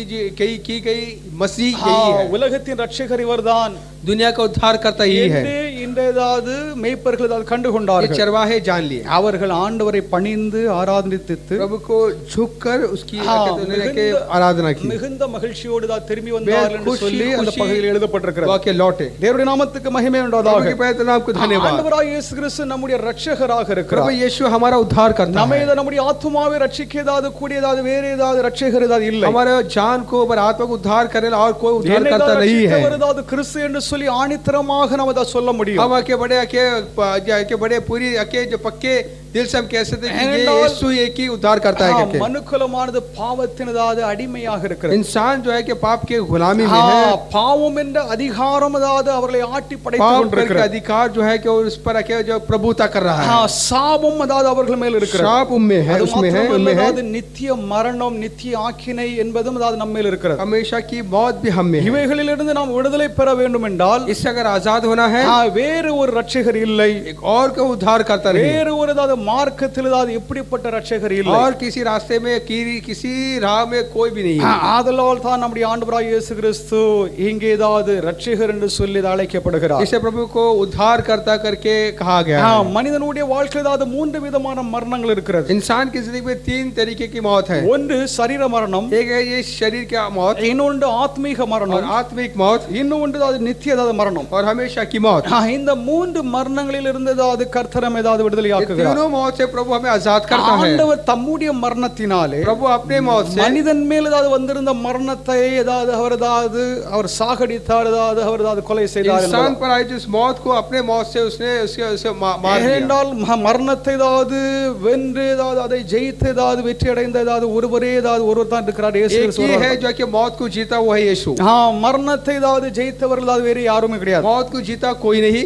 தேவனுடைய பரிசுத்த நாமத்திற்கு ஸ்தோத்திரம். प्रभु के पवित्र नाम को பழைய धन्यवाद। ஏற்பாட்டில் ஏதாவது சில பரிசுத்தவான்கள் அவர்கள் உயிரோடு தான் சென்றிருக்கிறார்கள். पुराने करार के कुछ पवित्र जो लोग आके जिंदा उठा लिए, அவர்கள் ஏதாவது மரணத்தை ஜெயிக்கவில்லை. मौत को जीते नहीं। மரணத்தை ஜெயித்தவர் ஏதாவது இயேசு கிறிஸ்து ஒருவர் தான். मौत को जीता एक ही है, அவர் यीशु। ஏதாவது மரித்து அடக்கம் பண்ணப்பட்டதாவது 3 நாட்கள் ஏதாவது பூமியில் ஏதாவது தாழ்வடையில் ஏதாவது அடக்கம் பண்ணப்பட்டார். मरकर गाड़कर जमीन के नीचे के 3 दिन रहा। அவர் ஏதாவது 3வது நாளிலே ஏதாவது வல்லமையோடு ஏதாவது ஒரு உயிர் தெழுந்தார். तीसरे दिन आके बड़े सामर्थ्य से மரணத்தை उठा। ஜெயித்த ஏதாவது ரட்சகரை தான் நாம் விசுவாசிக்கிறோம். मौत को जीता उद्धार करता पर विश्वास ஆதலால் करते हैं। நம்முடைய ஆத்மீக மரணமானது அங்கே ஏதாவது சாகடிக்கப்பட்டது. हमारा आत्मिक मौत वहां पर मारा जाता ஒருவேளை है। நமக்கு ஏதாவது சரீர மரணம் உண்டாகலாம். एक वक्त इस शरीर में मर நமக்கு ஏதாவது जाएंगे। நித்திய மரணம் இல்லை. हमेशा की मौत नहीं है, ஏனென்றால் நித்திய வாழ்வு நமக்கு ஏதாவது हमेशा की கொடுக்கப்பட்டிருக்கிறது. जिंदगी हमें दी गई है। தேவனுடைய நாமத்துக்கு மகிமை प्रभु உண்டாவதாக. के पवित्र नाम को धन्यवाद। இங்கே ஏதாவது கிறிஸ்து நியாயப்பிரமாணத்தின் சாபத்தில் ஏதாவது இருக்கிறவர்களை, और जो व्यवस्था के मौत में रहने वालों को, நியாயப்பிரமாணத்தை ஏதாவது அதாவது நிறைவேற்றாதவர்கள், जो व्यवस्था को जो पूरा नहीं किया, அவர்கள் மேல் ஏதாவது தேவ சாபம் இருக்கிறது. उन पर प्रभु का लानत श्राप है। அது ஏதாவது யூதர்களாக இருக்கட்டும், यहूदी हो, புறஜாதிகளாக இருக்கட்டும், गैर धर्म के हो, இல்லைனால் சன்மார்க்கவாதிகளாக एक இருக்கட்டும், अच्छे सन्मार्ग का हो, அதாவது 3 பிரிவினர்களும் ये तीनों तरफे के लोग நியாயப்பிரமாணத்தின் சாபத்துக்குள்ளாக இருக்கிறார்கள். व्यवस्था के श्राप में हैं। கிறிஸ்துவானவர் ஏதாவது இவர்களுடைய மேல் ஏதாவது இருந்த சாபத்தை ஏதாவது அவர் அகற்றுகிறார். मसीह इनमें जो श्राप को आके वो निकालता है। கலாத்தியர் 3ஆம் அதிகாரம் 13வது வாக்கியத்திலே, गलातियर के 3:13 में, கலாத்தியர் 3:13, மரத்திலே தூக்கப்பட்ட எவனும் சபிக்கப்பட்டவன் என்று எழுதியிருக்கிறபடி கிறிஸ்து நமக்காக சாபமாகி நியாயப்பிரமாணத்தின் சாபத்துக்கு நம்மை நீங்களாக்கி மீட்டுக் கொண்டார். தேவனுடைய பரிசுத்த நாமத்திற்கு ஸ்தோத்திரம். प्रभु के पवित्र नाम को धन्यवाद। நியாயப்பிரமாணத்தின் சாபத்திலிருந்து நம்மை மீட்டுக் கொண்டார் என்று ஏதாவது இங்கே பவுல் எழுதுகிறார். व्यवस्था के श्राप से प्रभु ने हमें छुड़ाया। ஆண்டவராகிய இயேசு கிறிஸ்து நமக்காக வேண்டிய ஏதாவது சாபமானார். प्रभु यीशु हमारे श्राप हुआ। நாம் ஏதாவது சபிக்கப்பட்டதாக இருந்தோம். हम शापित थे, लानत थे, ஏனென்றால் நாம் நியாயப்பிரமாணத்தை நாம் ஏதாவது நிறைவேற்றாமல் व्यवस्था को இருந்தோம். हम पूरा नहीं किए, நியாயப்பிரமாணத்தை நாம் ஏதாவது கடைபிடிக்காமல் இருந்தோம். व्यवस्था को हमने पालन नहीं किए, அதனால் நாம் ஏதாவது சாபம் நம்ம மேல் இருக்கிறது. उसके वजह से श्राप हम में थी। அந்த சாபத்தை கிறிஸ்துவானவர் ஏதாவது நமக்காக வேண்டி நம்முடைய இடத்தில் ஏதாவது அவர் ஏதாவது சிலுவையில் தொங்கி उस श्राप का कि हमारे जगह में के मसीह के हमारे लिए आके वाके लटकाया गया। நம்மேல் இருந்த சாபத்தை ஏதாவது நீக்கி விட்டார். हमें जो श्राप है उसने हटा दिया। நம்மேல் நாம் ஏதாவது பாவம் இருக்கிறது. हमें पाप थी, நாம் ஏதாவது பாவம் செய்கிறோம். हम पाप किए। ரோமர் 6ஆம் அதிகாரம் 23வது வாக்கியத்தில் रोमियो 6:23 நம்மேல் இருக்கிற பாவத்தை ஏதாவது ஆண்டவர் ஏதாவது நீக்கி போடுகிறார். போகிறார். हमें जो पाप जो है प्रभु दूर करता है. நாம் ஏதாவது பாவிகளாக இருக்கிறோம், நம்மை ஏதாவது பாவத்திலிருந்து நம்மை ரட்சிக்கிறார். हम पापी है, हम पाप से उद्धार करता है. ரோமர் 6:23 6:23 रोमियो 6:23. சம்பளம் மரணம், தேவனுடைய கிருபை வரமோ நம்முடைய கர்த்தராகிய இயேசு கிறிஸ்துவினால் உண்டான நித்திய தேவனுடைய பரிசுத்த நாமத்திற்கு ஸ்தோத்திரம். प्रभु के नाम को धन्यवाद. பாவத்தின் சம்பளம் மரணம். पाप का मजदूरी मौत है. ஒவ்வொரு கிரியைகளுக்கும் சம்பளம் உண்டு. हर एक काम के लिए मजदूरी है. சம்பளம் இல்லாமல் ஏதாவது மனிதன் வாழுகிறது இல்லை. बिना मजदूरी के कोई जीता नहीं. நாம் ஏதாவது கம்பெனில ஏதாவது வேலை செய்கிறோம், किसी कंपनी में काम करते हैं, நாம் ஏதாவது எதை செய்தாலும் சரி, जो भी करते हैं அதற்கு ஒரு கூலி, ஒரு சம்பளம் உண்டு. एक मजदूरी, एक तनख्वाह मिलती இங்கே है. பவுல் என்ன சொல்கிறார் என்றால், पौल क्या कहता है? பாவத்தின் சம்பளம் மரணம். जो पाप का मजदूरी मौत है. மனிதன் ஏதாவது பாவம் செய்கிறான், इंसान पाप करता है, மனிதனுடைய பாவம் அவனுக்கு ஏதாவது பின் விளைவுகள், ஏதாவது மரணத்தை உருவாக்குகிறது. इंसान का पाप अंजाम मौत है. அவனுக்கு மரணம் சம்பளமாக கொடுக்கப்பட்டிருக்கிறது. मौत एक मजदूरी के तौर ஆனால் पे दी இயேசு गई है. கிறிஸ்துவை ஏதாவது விசுவாசிக்கிற எவரோ, लेकिन कोई भी शख्स यीशु நித்திய पर विश्वास ஜீவன் करते हैं, அவர்களுக்கு வாக்களிக்கப்பட்டிருக்கிறது. ஹalleluya. हालेलुया, हमेशा की जिंदगी वादा किया गया இயேசுவை है. விசுவாசிக்கிறவர்களுக்கு, यीशु पर जो विश्वास करते हैं, இயேசுவினால் அவர்களுக்கு ஏதாவது மீட்பு, यीशु से छुटकारा, அவர்களுக்கு சம்பளம் நித்திய ஜீவனாக उनको இருக்கிறது. मजदूरी हमेशा की जिंदगी. தேவனுடைய நாமத்துக்கு மகிமை உண்டாவதாக. पवित्र नाम को धन्यवाद. நித்திய ஆக்கினையிலிருந்து கர்த்தர் நம்மை ஏதாவது ரட்சிக்கிறார். हमेशा की सजा से हमें छुड़ाता है. யோவான் 3ஆம் அதிகாரம் 16வது வாக்கியத்திலே, யோவான் 3:16 யோவான் में 3:16, 3:16 தேவனுடைய ஒரே பேரான குமாரனை விசுவாசிக்கிறவன் எவனோ அவன் கெட்டுப் போகாமல் நித்திய ஜீவனை அடையும்படிக்கு அவரை தந்தருளி இவ்வளவாய் உலகத்தில் அன்பு கூர்ந்தார். தேவனுடைய பரிசுத்த நாமத்திற்கு प्रभु के ஸ்தோத்திரம். पवित्र नाम को धन्यवाद. மனிதன் கெட்டு போகாமல், इंसान के तबाह ना हो, மனிதன் அழிந்து போகாமல், वह के नाश ना हो, அவன் ஏதாவது ரட்சிப்பை பெறும்படியாக उद्धार पाने के लिए இயேசுவாகிய ரட்சகரை பிதாவானவர் நமக்காக வேண்டி கொடுத்து, यीशु के उद्धार करता पिता ने जो हमारे लिए இவ்வளவாக நம்மில் அன்பு கூர்ந்தார் என்று சொல்லி हमें எழுதப்பட்டிருக்கிறது. देखकर इस कदर हमसे मोहब्बत रखी. கடவுளுடைய அன்பை ஏதாவது நம்ம ஏதாவது கொஞ்சம் தியானிக்கணும். प्रभु की इस मोहब्बत को हम ध्यान करें. கடவுள் நம்மை ரட்சித்திருக்கிறார், ஏன் நம்மை ரட்சித்திருக்கிறார், प्रभु ने मोहब्बत किया, क्यों उद्धार किया है? அந்த அந்த ரட்சிப்பிற்காக நாம் ஏதாவது கர்த்தரை ஏதாவது இன்னும் ஏதாவது கர்த்தரை துதிக்க வேண்டும். उस उद्धार के लिए प्रभु को हमेशा स्तुति करें, நாம் கர்த்தருக்கு நாம் நன்றி செலுத்த उसको வேண்டும். धन्यवाद करें. வருகிறதா 25ஆம் தேதி நாம் ஏதாவது கிறிஸ்துவுடைய பிறப்பின் பண்டிகை நாம் ஆசரிக்க आने போகிறோம். वाला 25 तारीख को मसीह के जन्मदिन को मनाने वाले हैं. ஆண்டவர் ஏதாவது நமக்காக வந்த ஏதாவது நோக்கம் என்ன, हमारे खातिर आया, उसका मकसद क्या है, அதை நாம் சரியாக நாம் அறிந்து கொள்ள उसे வேண்டும். ठीक समझना है. உலகத்தில் ஏதாவது சில கிறிஸ்தவர்கள் कई मसीही लोग கிறிஸ்துமஸ் ஏதாவது கொண்டாடக்கூடாது, क्रिसमस को नहीं मनाना है, அது பொல்லாத ஏதாவது ஒரு பண்டிகை என்றும், वो बहुत ही गलत है, அது சாத்தானுடைய பண்டிகை, शैतान का त्योहार है, அது உலக பண்டிகை என்றும், ये दुनिया जो मनाने वाली त्योहार है. சிலர்கள் அதை ஏதாவது பரிகசித்து அதை ஏதாவது எதிர்க்கிறார்கள். कुछ लोग ठट्ठे उड़ाते हैं, उसे अकेले लोग नहीं करना चाहिए करके उसके खिलाफ रहते हैं. அதற்கு காரணம் என்னவென்றால், उसका वजह क्या है? ஆதி திருச்சபையாரும் प्राचीन कलिसिया, आदि அப்போஸ்தலர்களும் प्रेरितों ने இயேசுவும் यीशु தன்னுடைய பிறப்பை ஏதாவது நீங்கள் கொண்டாடுங்கள்னு சொல்லி எங்கேயும் சொல்லல. कई बारी बाइबल में लिखा है कि मेरा जन्मदिन को அப்ப मनाओ. யாரெல்லாம் செய்கிறாங்களோ जो कोई करते हैं எல்லாரும் தான் நரகத்தின் பிள்ளைகள், सब नर के बच्चे हैं. நரகத்துக்கு போவார்கள், சாச பிடித்த பிள்ளைகள் என்று சொல்லுகிற नर के கூட்டம் बच्चे हैं, இருக்கிறது. शैतान के लोग ये करके कहते हैं. இதற்கு ஏதாவது ஒரு தெளிவான ஏதாவது ஒரு பதிலை ஏதாவது நான் நெட்ல நான் போடணும்னு இருக்கிறேன். मैं आके नेट में इसका जो है सही जवाब मैंने दिया. இன்று ஏதாவது ஈவினிங்ல ஏதாவது உங்களுக்கு ஆடியோ ஏதாவது கிளிப் ஏதாவது ஏதாவது போடுவேன். आज शाम को मैं ऑडियो क्लिप में आपको भेजूंगा. मैं உலகம் முழுவதும் கிறிஸ்துமஸ் ஏதாவது கொண்டாடுகிறார். तमाम दुनिया में क्रिसमस मनाते हैं. ஒரு சின்ன கூட்டம் உட்கார்ந்துகிட்டு थोड़े लोग, அதாவது வேதத்தை என்ன சொல்லப்பட்டிருக்கிறது என்றால், बाइबल में क्या लिखी, நாளை விசேஷித்துக் கொள்ளுகிறவன், जो दिन को खास जो बनाते हैं, அது கர்த்தருக்கு என்று விசேஷித்துக் கொள்ளுகிறான். प्रभु के लिए मनाए. விசேஷித்துக் கொள்ளாமல் जो இருக்கிறவர்கள் खास नहीं मनाते, அவர்கள் ஏதாவது கர்த்தரை ஏதாவது மகிமைப்படுத்துகிறார்கள். वो प्रभु की महिमा அப்ப करते हैं. நம்ம ஏதாவது கிறிஸ்துமஸ் ஏதாவது நாளை விசேஷித்துக் கொள்கிறோம், हम उस जन्मदिन को அந்த खास दिन कहते பண்டிகை हैं, நாம் ஏதாவது கொண்டாடுகிறோம். त्योहार मनाते हैं. அதனுடைய பின்னணி ஏதாவது பல ஏதாவது பின்னணிகள் இருக்கிறது. उसके पीछे बहुत बात है. டிசம்பர் 25ல தான் இயேசு கிறிஸ்து பிறந்தாரா, दिसंबर 25 को ही पैदा हुआ है நான் क्या? வீட்டுல எல்லாம் ஏதாவது டெக்கரேஷன் எல்லாம் வைக்கலாமா, हम डेकोरेशन कर सकते हैं घर में? நாம் ஏதாவது இந்த டெக்கரேஷன் எல்லாம் போடலாமா, डेकोरेशन करना चाहिए क्या? கிரீட்டிங் கார்டு எல்லாம் அனுப்பலாமா, ग्रीटिंग्स भेजना है இப்படி क्या? எல்லாம் ஏதாவது ஒரு ஒரு அந்த கூட்டத்தை பற்றி நமக்கு சொல்லுகிறதுக்கே நமக்கு அது வாய் அது ऐसे भीड़ के बारे में क्या कहना? இப்படி எல்லாம் சில ஏதாவது ஒரு கூமுட்டைகளாக இருக்கிறவர்கள் ऐसे कुछ लोग हैं இவர்கள் வந்து ஏதாவது கிறிஸ்துமஸ் ஏதாவது பகைக்கிறார்கள். क्रिसमस से नफरत करते हैं। ஆனால் நான் ஏதாவது அந்த கிளிப்பிங்ல ஏதாவது நான் சொல்லுவேன், वो ऑडियो मैंने कहा இயேசு मैंने கிறிஸ்துவை ஏதாவது கொண்டாடினவர்கள் ஏதாவது 5 ஏதாவது காரணங்கள் यीशु को मनाने के लिए 5 वजह है। இங்கே ஏதாவது புதிய ஏற்பாட்டில் अनेक காரியங்கள் ஏதாவது சொல்லப்படல. नए करार में कई बातें नहीं लिखी है சொல்லப்படாததுனால जो नहीं लिखी है। நாம் ஏதாவது செய்கிறது தப்பா, हम जो कर रहे सही है क्या? அப்போ ஏதாவது சொல்லப்படுகிறது நாம் செய்யாமல் இருக்கிறது தப்பா? जो कहा है वो नहीं कहना गलत है। இந்த குற்றம் சாட்டுகிறவர்கள் வேதத்தில் சொல்லப்பட்டிருக்கிறதை செய்கிறாங்களா? जो इल्जाम लगाने वाले जो बाइबल में लिखा है நான் उसके உங்கள்ட்ட जैसे रहते हैं கேட்பேன், நீ क्या? ஏதாவது வேதத்தில் சொல்லிருக்கிறதை நீ செஞ்சிருக்க செய்யா? बाइबल में जो लिखा है उसके जैसा रहते हैं। அதனால அதை நான் இங்கிலீஷ்ல தான் பேச போறேன். इंग्लिश में बोलने वाला அது हूं। நாட் ஓன்லி ஏதாவது தமிழ் மக்கள் ஏதாவது எல்லா லாங்குவேஜ் காரங்களும் கேட்கட்டும். और सभी लोग सुनना चाहिए इंग्लिश में नहीं कहा। தேவனுடைய நாமத்துக்கு மகிமை प्रभु के உண்டாவதாக. पवित्र नाम को धन्यवाद। கடவுள் நம்மை ரட்சிக்க இந்த பூமிக்கு வந்தார். प्रभु उद्धार करने के लिए आए தேவனுடைய हैं। நாமத்துக்கு மகிமை प्रभु உண்டாவதாக. के पवित्र नाम को धन्यवाद। இங்கே ஏதாவது ஆண்டவர் ஏதாவது நித்திய மரணத்திலிருந்து நம்ம ஏதாவது விடுதலை प्रभु ஆக்குகிறார். हमेशा की मौत से हमें बचाता है। 1 தீமோத்தேயு 1:15 पहला तीमुथियुस 1:15। 1 தீமோத்தேயு 1:15 பாவிகள் ரட்சிக்க கிறிஸ்து உலகத்தில் வந்தார் என்கிற வார்த்தை உண்மையும் எல்லா அங்கீகரிப்பும் பாத்திரமானதே. இங்கே பாருங்கள், ஏதாவது பாவிகளை ரட்சிக்க ஏதாவது கிறிஸ்து இயேசு உலகத்தில் कि வந்தார். मसीह यीशु गुनहगारों को उद्धार देने के लिए दुनिया में आया करके यहाँ पर लिखा। வாசித்து முடிங்க. அவர்களில் பிரதான பாவினார். இங்கே பாருங்கள், ஏதாவது பவுல் ஏதாவது தன்னை பிரதான பாவின்னு சொல்லுகிறார். यहाँ पर पौलुस का सबसे बड़ा पापी मैं ही कहता है। நம்ம ஏதாவது சொல்லுவோமா? कोई कैसे कहेगा क्या? நாங்க பாவமே செய்யாதவன்னு சொல்லிட்டு இருக்கிறோம். हम पापी नहीं करे कहते हैं कुछ लोग। நம்ம ஏதாவது நீதிமான் என்று சொல்லுகிறோம். हम अपने आप को धर्मी कहते हैं। இவர் ஏதாவது பெரிய அப்போஸ்தலன், एक बड़ा प्रेरित है ये।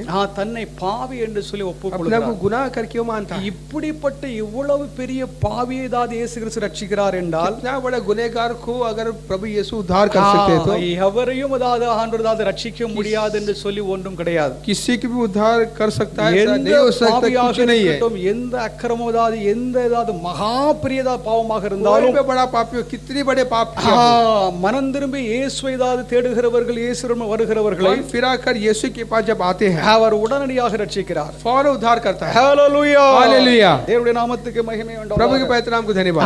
பாவிகளை ரட்சிக்கும்படியாக கிறிஸ்து இயேசு உலகத்தில் வந்தார். गुनहगार को उद्धार देने के लिए प्रभु यीशु दुनिया में आए। நான்காவது, चौथी बात, இயேசுவானவர் வந்ததாவது நோக்கம் என்னவென்றால், यीशु आने का தேவன் मकसद, நம்மை தேடி வந்த நோக்கம் நமக்கு சந்தோஷத்தை प्रभु மகிழ்ச்சியை यीशु தரும்படியாக. हमें ढूंढ कर आने का मकसद सब है कि ये है कि खुशी हमें दे। நம்முடைய இருதயத்தில் ஏதாவது பெரிய மகிழ்ச்சி हमारे உண்டாயிருக்கிறது. दिल में बेहद खुशी। லூக்கா 2 அதிகாரம் 10 வாக்கியத்தில், लूका 2:10। லூக்கா 2 அவர்களை நோக்கி ம் பயப்படாதிருங்கள், ம். இது எல்லா ஜனத்துக்கும் ம் மிகுந்த சந்தோஷத்தை உண்டாக்கும் நற்செய்தியை உங்களுக்கு அறிவிக்கிறேன். ம் இதுக்கு எதிராக கிறிஸ்து என்ற இரட்சகர் உங்களுக்காக தாவீது ஊழியரை பிறந்திருக்கிறார். தேவனுடைய பரிசுத்த நாமத்திற்கு ஸ்தோத்திரம். प्रभु के पवित्र नाम को धन्यवाद। இங்கே உங்களுக்காக ரட்சகர் பிறந்திருக்கிறார். यहाँ पर तुम्हारे लिए एक उद्धार करता पैदा हुआ। இதுவே ஏதாவது உங்களுக்கு சந்தோஷம் என்று சொல்லி அவர் ये சொல்லப்பட்டிருக்கிறார். तुम्हारे खुशी की बात है। தேவனுடைய நாமத்துக்கு மகிமை உண்டாவதாக. प्रभु के पवित्र नाम को धन्यवाद। இங்கே ஆண்டவர் நமக்காக வந்ததினாலே சந்தோஷம் மகிழ்ச்சி உண்டாயிருக்கிறது. प्रभु आने से खुशी और अके जाके आनंद। இந்த ஏதாவது சந்தோஷம் ஏதாவது இந்த மகிழ்ச்சி ஏதாவது நிரந்தரமான ये மகிழ்ச்சியாகும். खुशी हमेशा की खुशी, இது தற்காலிகமாக கொஞ்ச காலம் மாத்திரம்தான் நிலைத்திருக்கிறதா சந்தோஷம் थोड़े அல்ல. दिन के लिए तत्काल जो रहने वाली खुशी नहीं है ये। இயேசுவினால் ரட்சிக்கப்பட்டவர்களுடைய வாழ்க்கையில் ஏதாவது நிரந்தரமான சந்தோஷம், यीशु से उद्धार पर हर एक व्यक्ति, हर एक हाँ, व्यक्ति की जिंदगी में निरंतरमा- हमेशा की खुशी, நிரந்தரமான மகிழ்ச்சி. हमेशा की आनंद।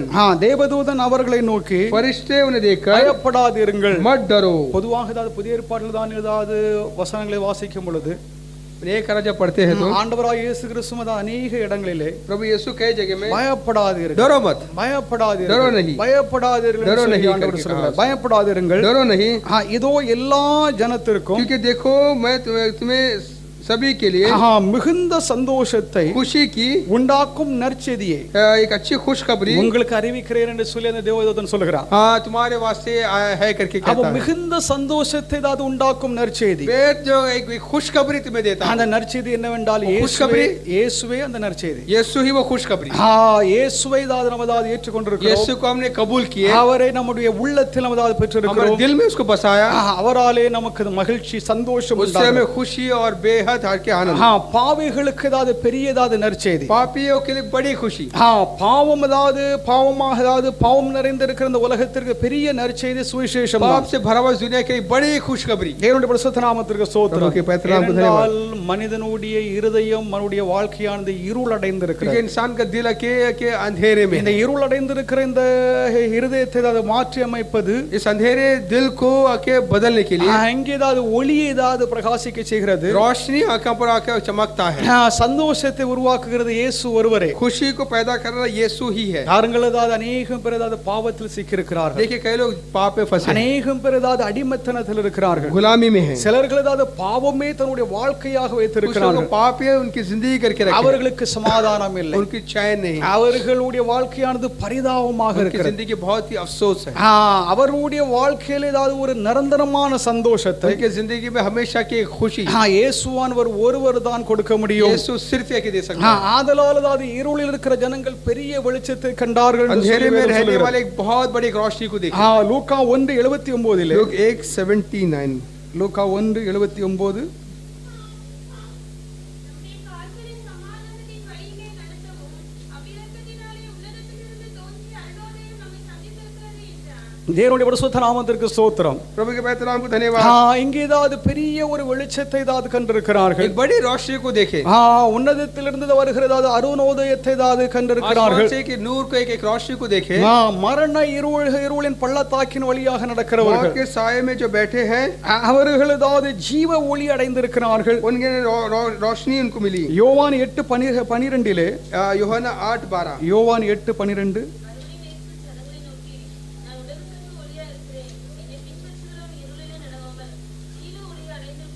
தேவனுடைய நாமத்துக்கு மகிமை உண்டாவதாக. प्रभु के पवित्र नाम को धन्यवाद। இங்கே ஏதாவது அவரை பின்பற்றுகிறவர்கள், जो उसके पीछे चलते हैं, இயேசுவை जो விசுவாசிக்கிறவர்கள், यीशु में विश्वास करते हैं, அவர்கள் மரண இருளின் வாழ்க்கை ஏதாவது விட்டுவிட்டு वो मौत के उस अंधेरे को छोड़ ஜீவ ஒளியை ஏதாவது பெற்றுக் கொள்வார்கள் என்று இங்கே சொல்லப்பட்டிருக்கிறது. जिंदगी की नूर पाएंगे। இயேசுவானவர் நம்முடைய இருதயத்தை ஏதாவது பிரகாசிப்பிக்கிறார். हमारे दिल को चमकाता है यीशु। நம்முடைய இருதயத்தில் ஏதாவது இருக்கிற இருளை ஏதாவது அகற்றி हमारे दिल के விடுகிறார். अंधेरा को निकालता है। கடவுள் நம்மை சந்திக்க வந்தார், இதுதான் ஏதாவது ஒரு பெரிய சத்தியம். ये बड़ी एक सच्चाई ये है कि प्रभु हमें ढूंढ कर आया। சாம்பல் அழகாக மாறுகிறது. और जो खाक जो है, राख जो है, क्या है, खूबसूरत बनती है। நம்முடைய ஏதாவது உடலெல்லாம் சாம்பலாக हमारे போகிறது, शरीर की राख हो जाती है, மண்ணுக்கு மண்ணாக ஏதாவது போக போகிறது, मिट्टी में मिलाई जाएगी, அது அழிவுக்கு ஏதாவது உட்பட போகிறது. बाकी मिटने के लिए है। இந்த சாம்பல் இந்த மண்ணை इस राख को, इस मिट्टी को ஆண்டவர் ஏதாவது ஒரு அழகான ஏதாவது ஒரு வடிவமாக ஏதாவது एक அமைக்க अच्छा போகிறார். खूबसूरत करता है। தேவனுடைய பரிசுத்த நாமத்திற்கு प्रभु के ஸ்தோத்திரம். पवित्र नाम को धन्यवाद। தேவனுடைய நாமத்துக்கு மகிமை உண்டாவதாக. प्रभु के पवित्र नाम को धन्यवाद। விரக்தி, நம்பிக்கையற்ற வாழ்க்கை, जो ना उम्मीद, जो दुनिया, மனிதனுடைய வாழ்க்கையில் ஏதாவது விரக்தி அடைகிறார்கள். जो के कंगाली पर में, என்னுடைய जो है, வாழ்க்கை गरीबी में। ஏதாவது எங்கே ஏதாவது போகிறது, எங்கே ஏதாவது போகணும்னு சொல்லி தெரியாம मेरे जिंदगी में मैं कहाँ जाऊँ, कहाँ पर मैं आके जाऊँ करके जो सोचते हैं। நான் ஒரு வீட்டுக்கு போயிருந்தேன், ஏதாவது ஒரு குடும்பத்தை சந்திப்பேன். एक घर में मैं गया था एक परिवार को मिलने के लिए। அப்போ அதாவது வீட்டில் உள்ளவங்க தான் என்கிட்ட சொன்னாங்க, वो परिवार के लोगों ने मुझसे कहा, ஐயா இவர் கேள்விக்கு மேலே கேள்வியை கேட்டுட்டு இருக்கிறாரு. सवालों पर सवाल करता है। ஒரு கேள்விக்கு நம்ம பதில் சொல்லிட்டோம்னா एक सवाल का जवाब दिया, அந்த பதில்ல இருந்து ஒரு கேள்வி எழுப்பி उस जवाब में से एक सवाल उठाते हैं। இவர் ஏதாவது கேள்வி கேட்டுட்டு இருக்கிறாருன்னு சொல்லி சொல்லுவாங்க. सवाल के ऊपर सवाल उठाता அப்ப है। நான் சொன்னேன், मैंने कहा இவர் ये மற்ற காரியங்கள் ஏதாவது மற்றவர்களுக்கு பற்றி ஏதாவது கேள்வி கேட்டிருக்கிறாரு, औरों के बारे में सवाल उठाता है। இவருடைய வாழ்க்கை ஏதாவது கேள்விக்குறியாக இருக்கிறது, इनकी जिंदगी एक सवाल है, இவர் தன்னை ஏதாவது சரியாக அறியல, वो अपने आप को ठीक समझा नहीं, இவருடைய வாழ்க்கை ஏதாவது இட் இஸ் क्वेश्चनेबल. उसकी खुद की जिंदगी एक सवाल है। கேள்வியோட அந்த வாழ்க்கை தான் நம்ம ஏதாவது ஜீவித்தோம் என்றால், सवाल நம்முடைய வாழ்க்கை கேள்வியாக இருக்கிறது सवाल என்றால், में अगर हमारी जिंदगी गुजरे तो நாம் சரியானவைகளை தேட வேண்டும் हम ठीक बातों को हम ढूंढें, என்று சொல்லி சொன்னேன். मैंने कहा। அப்ப மனிதன் ஏதாவது கேள்வி ஏதாவது கேட்பவனாக ஏதாவது கேள்வி எழுப்பவனாக இருக்கிறான். इंसान आके जो सवाल उठाने वाला है उठाता है, மனிதன் தான் கேள்வி எழுப்புவான், इंसान ही सवाल उठाता है, மிருகங்கள் ஏதாவது கேள்வி எழுப்பாது. जानवर नहीं। நல்ல கவனிங்க, अच्छा समझ लीजिए, நீங்களும் நானும் ஏதாவது கேள்வி கேட்போம். आप और मैं सवाल उठाते உங்க हैं। வீட்டுல ஏதாவது வளர்கிற ஏதாவது ஒரு நாயோ பூனையோ ஏதாவது கேள்வி எழுப்பாது. हमारे घर में जो पाले वाला कुत्ता बिल्ली नहीं उठाते, நீங்க என்ன சொல்லுகிறீங்களோ கேட்டுக்கிடும். और जो बोलते हैं सुनता है। புரிஞ்சுச்சா? समझ लीजिए, கேள்வி எழுப்புகிற மனிதனுடைய அது இயல்பாகும். इंसान ही जो है क्या ऐसा है कि वो அவன் सवाल उठाता है, எதற்காக கேள்வி கேட்கிறான் என்றதாவது நோக்கமும் அறியணும். क्यों सवाल उठाता है वो भी समझे. சிலவங்க இருக்கிறாங்க, कुछ लोग हैं அந்த கேள்வி ஏதாவது கேட்டு அவனை மடக்கணும், उसे उस सवाल को पूछ के कैसे गिराना है, அவன் அதாவது நான் தோற்கடிக்கணும், उसको हराना है, அதற்காக வேண்டி கேள்வி கேட்டுட்டு இருப்பாங்க. उसके लिए सवाल उठाते हैं. சிலவங்க கேள்வி கேட்பாங்க, जो सवाल उठाते हैं அந்த கேள்விக்கு ஏதாவது எனக்கு ஒரு பதில் வேணும், ஒரு அவசியமான ஏதாவது ஒரு சரியான ஒரு பதில் வேணும், मुझे इस सवाल का ठीक ठीक जवाब चाहिए, அதெல்லாம் நம்ம ஏதாவது சரியாக நம்ம ஏதாவது கேள்வி கேட்கணும்னு சொல்லி ठीक सवाल पूछे. தேவனுடைய நாமத்துக்கு மகிமை உண்டாவதாக. प्रभु के पवित्र नाम को धन्यवाद.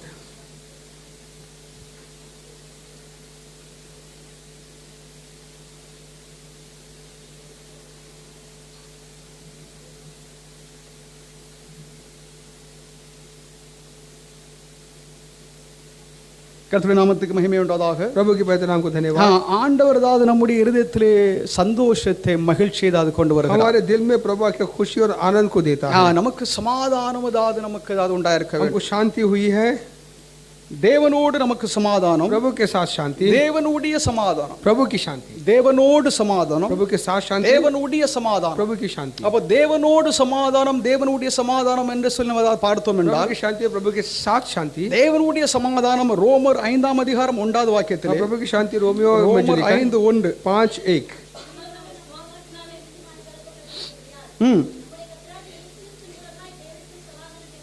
நாம் தேவனோடு நாம் சமாதானம் அடைந்திருக்கிறோம். जो कि मसीह के जरिए हम प्रभु से शांति, தேவனுடைய சமாதானத்தை நாம் பெற்றிருக்கிறோம். मसीह की प्रभु की शांति को हमने पाया. சமாதானம் இன்றி ஏதாவது மனிதன் வாழுகிறதாவது மனிதனுக்கு ஒரு சமாதானம் ஆண்டவரால் நமக்கு ஏதாவது நாம் பெறுகிறோம். शांति इंसान को प्रभु यीशु के जरिए शांति मिलती है. பிலிப்பியர் 4:7 फिलिपियर 4:7 में அப்பொழுது எல்லா புத்திக்கும் மேலான தேவ சமாதானம் உங்கள் இருதயங்களையும் உங்கள் சிந்தையையும் கிறிஸ்து இயேசுவுக்குள்ளாக காத்துக்கொள்ளும். இது தேவனுடைய சமாதானம், தேவனோடு சமாதானம், தேவனுடைய சமாதானம். ये प्रभु के साथ जो शांति करके हम देखते हैं, தேவனுடைய சமாதானம் பெற்றுக்கொள்கிறோம். प्रभु के शांति को हम தேவனோடு உள்ள உறவிலே நமக்கு प्रभु சமாதானம், के साथ जो हमारे रिश्ते में शांति, நமக்கு உள்ளாக தேவனுடைய சமாதானம், हमारे अंदर प्रभु की அது शांति நாம் அதாவது அடைய வேண்டும் என்று அதாவது வேதம் நமக்கு उसे சொல்கிறது. पाना चाहिए कि बाइबल कहती தேவனுடைய है. பரிசுத்த நாமத்திற்கு ஸ்தோத்திரம். प्रभु की पवित्र नाम को धन्यवाद. இயேசுவை ஏதாவது விசுவாசிக்கிறவர்கள், यीशु पे जो विश्वास करते हैं, அவர்களுக்கு ஏதாவது இயேசுவை ஏதாவது ஏற்றுக்கொள்கின்றவர்களுக்கு